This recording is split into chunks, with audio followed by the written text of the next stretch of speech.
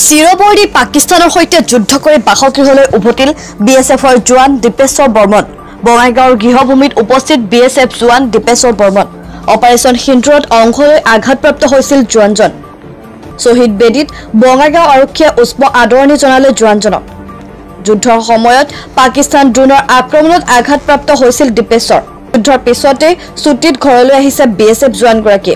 ঘৰলৈ উভতা দীপেশ্বৰ বৰ্মনক উষ্ম আদৰণি। দীপেশ্বৰ বৰ্মনে ৰাইজক দিলে যুদ্ধৰ শিহৰণকাৰী বৰ্ণনা।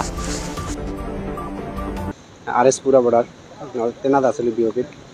তাৰপিছত সেইদিনা আছিল 10 তাৰিখ 5 মাহ ৰাতিপুৱা 5টা বজাত। তেনেকৈ পূৰা ৰাতি ফায়াৰিং চলি আছিল। তাৰপিছত আমাৰ এইখন ইনফৰমেশ্যন আছিল য'ত নেকি এটা এখন ড্ৰোন আহি আছে, এইখনক মানে পেলাব লাগে গলুৱাই। তাৰপিছত এইটো আমাৰ আদেশ দিছিল চাব ল'বলৈকে, কিন্তু ভুল কাৰণবশতঃ এখন পিছফালৰ পৰা এখন ড্ৰোনে আমাক কি কৰিছে, গ্ৰেনেড পেলাই দিলে। তাৰপিছত আমাৰ লগত যিবিলাক আছিল, চাব আছিল, তাৰপিছত মোৰ লগৰে আছিল, চবেই আঘাতপ্ৰাপ্ত হৈছিল। মোৰো ইয়াতে লাগিছিল। তাৰপিছত আমি সকলোৱে মানে মৰ্চাত গ'লোঁ। তাৰপিছত চাপ মানে পৰি আছিল, একদম ভৰিখন মানে ভাঙিছিল মানে। তাৰপিছত আৰু এজন মোৰে লগৰে আছিল, সিও পৰি আছিল।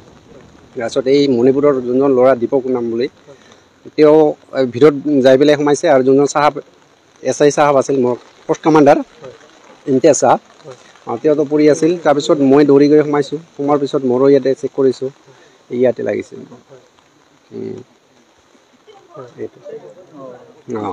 তাৰপিছত মই এখন গামোচা পাইছোঁ, গামোচা দি এইখন পূৰা বঢ়িয়াকৈ বান্ধিছোঁ। ভৰিত এটা লাগিছিল স্প্লেণ্ডাৰ। তাৰপিছত মোৰ লগৰবিলাক চবেই পৰি আছিল, চিঞৰি আছিল। তাৰপিছত মই গামোচাখন বান্ধাৰ পিছত চাপ চিঞৰি আছিল, কোনোবা মোক উঠাই লৈ যা, বচাওক। তাৰপিছত মোৰ বন্ধুৱে আৰু এজন আছিল। তাৰপিছত দুজনে মিলি তাৰপিছত মই অকলে গৈছিলোঁ। এই যেতিয়া নেকি পূৰা ধোঁৱা হৈ গৈছিল না, ধোঁৱা হোৱাৰ পিছত 3 মিনিটমান পিছত যেতিয়া মানে কি শান্ত হৈছিল, তাৰপিছত মই অকলে হিম্মত লৈ মই গৈছিলোঁ। যাই পেলাই মই অকলে উঠাব খুজিছোঁ, কিন্তু মই অকলে উঠাব পৰা নাই। কিয়, তাৰ মানে বহুত আমাতকৈ ডাঙৰ না, পুৰণা মানুহ। তাৰপিছত মোৰ লগৰটোক মাতিছোঁ, দুজনে মিলাই তাক ভিতৰত লৈ আহিছোঁ। তাৰপিছত এখন গামোচা পাইছে, সি কৈছে বোলে এইখন ভৰিখন বান্ধি দিয়া। লগৰে এটা গামোচা আছিল, গামোচাখন দিয়ে ভৰিখন বান্ধিছোঁ। তাৰপিছত বান্ধাৰ পিছত আৰু যে দীপক মানে ল'ৰাটো মণিপুৰৰ, তাৰ মানে এই ইপিনেদি লাগিছিল। তাৰপিছত তাও চিঞৰি আছিল। সি এবাৰহে কৈছিল মানে ইমতিয়াজ চাহাব মানে আছিল এজনৰ আমাৰ চাহাবৰ কথা সুধিছিল, তাই কেনেকৈ আছে। তাই যে আছে, ঠিকে আছে। তাৰপিছত এনেকৈ চাহাবো আহিছিল। তাৰপিছত আমাৰ এই পোষ্টেড বক লৈ আহিছিল। তাই সেইটো লোৱাৰ পিছত মানে চবকে ভিতৰত, চবেইতো পৰি আছিল একদম।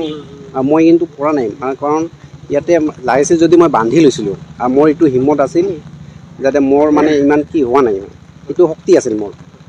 হোৱাৰ পিছত তাৰপিছত এনেকৈ আহি চাহাব লগাই ফোন কৰি দিলে আমাৰ হেডকোৱাৰ্টাৰত, মানে এম্বুলেঞ্চ লাগে। তাৰপিছত এই আৰ্মিৰ এম্বুলেঞ্চ আছে, আমাৰো এম্বুলেঞ্চ আহিছে। অহাৰ পিছত আৰ্মিৰো নাৰ্ছিং এছিষ্টেণ্ট আছিল, আমাৰো আহিছিল নাৰ্ছিং এছিষ্টেণ্ট। অহাৰ পিছত মানে চবকে ফাৰ্ষ্ট এড বক্স দি পেলাই এইবিলাক বেণ্ডেজ কৰি পাছত তাৰপিছত লৈ গৈছোঁ আমাৰ হস্পিটেল আৰএছপুৰাত। তাৰপিছত বঙাইগাঁৱত তাতে মই আমাৰ 66 MH মিলিটাৰী হস্পিটেলত আমাক ৰাখিছিল 15 দিনৰ পিছত আমাক ডিছচাৰ্জ দিছে। ডিছচাৰ্জ দিয়াৰ পিছত 27 তাৰিখে আমাৰ ইউনিটত গৈছোঁ। তাৰ পৰা মোক ছুটি দিলে, মেডিকেল ছুটি। বহুত মোৰ কাৰণে চবেই ৰখি আছে। মই দুখিত, মানে লেট হোৱাৰ কাৰণে, ফ্লাইট লেট হ'ল। আৰু বাকী কেনেকুৱা অনুভূতি, কেনেকুৱা লাগি আছে বঙাইগাঁৱত আজি পৰিয়ালক লগ পাব আপুনি? ভাল লাগিছে। মোৰ ল'ৰাটো ইয়াতে আহিছে। আপোনালোকে মোৰ কাৰণে কষ্ট কৰিছে বৰষুণত। আমি আছোঁ।